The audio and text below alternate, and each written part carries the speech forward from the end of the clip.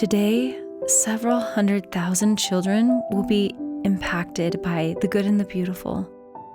They will have their minds expanded. They will be led to love their family, to be kind, to find joy in nature, to choose books that are pure and powerful, and to see God around them in the world. The good and the beautiful is a great work, but it is not my greatest work.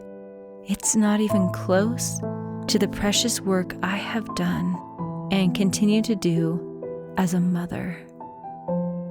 This is where the greatest work lies.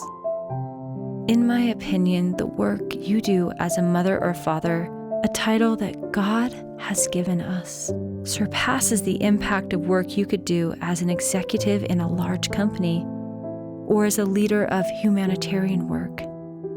This world does not always hold the same value on parenthood that God holds on it. I learned a lesson about this before I had children, when I was working as a technical writer.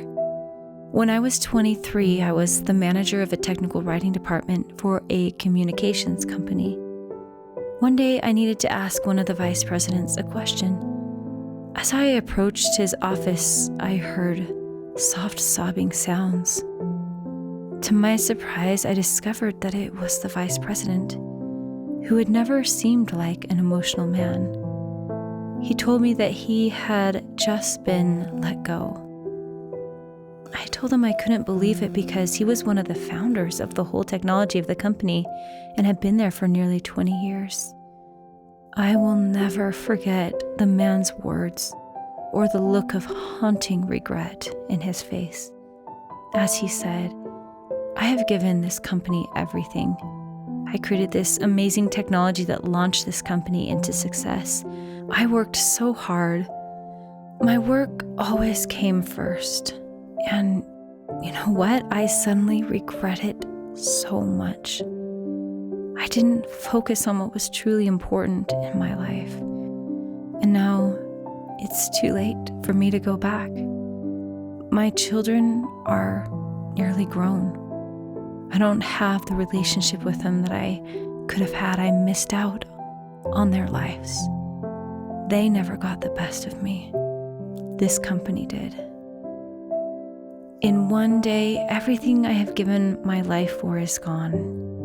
It wasn't lasting."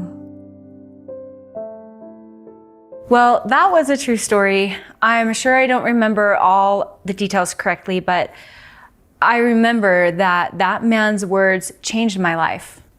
I wish you could all feel what I felt as I saw the incredible pain and regret in that man's face. I didn't have any children at that time, but I made the decision then and there that my work would never interfere with motherhood being the top priority in my life. Work can be good. We can really impact the world through our job or through humanitarian work or community work. It is important that we use our time and gifts and our talents to bless people outside of our family. But God intends for us to keep the right balance, with parenthood being one of our highest responsibilities and blessings in life. Our world really has a lot of things upside down, and one of those is how important the work of parents is. Stephen Covey wrote something that I have copied into my personal quote book.